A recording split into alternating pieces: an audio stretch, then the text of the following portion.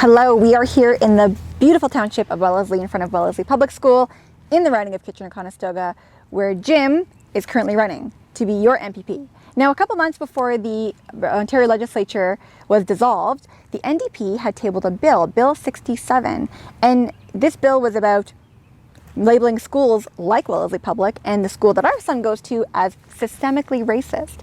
Now, not only did 3 PC MPPs speak enthusiastically in favor of this bill, but when it came time for the vote, all the PC MPPs present, including the PC MPP for this riding, Mike Harris Jr., voted in favor. Now, the bill says that not only are our schools systemically racist, but it wanted to impose fines on people, so children, parents, teachers, for being subconsciously racist. Now, I don't know about you, but when I send my little guy to school, this is not what I expect from our school system.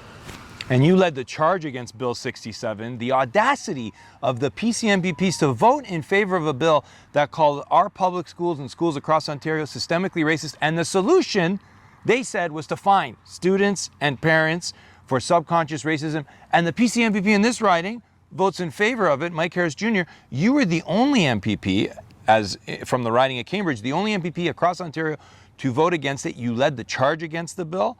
You read the petition, the stopwoke.ca petition in the legislature on the last day, and it was with that leadership you got the PCs to reverse course on it. Now, Mike Harris Jr. has been hiding from his record on that bill. He's hoping no one talks about it.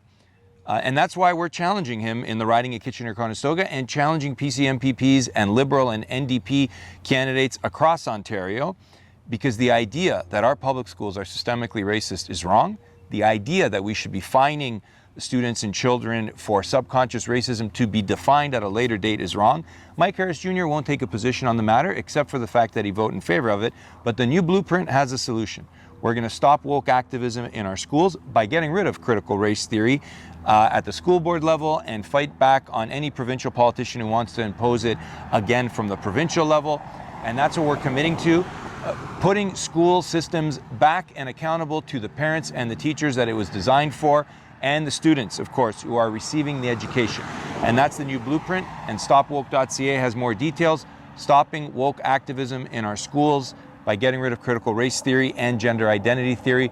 I hope we can earn your support in Cambridge, in Kitchener-Conestoga, and the other 122 ridings across Ontario. The election's just over a week away.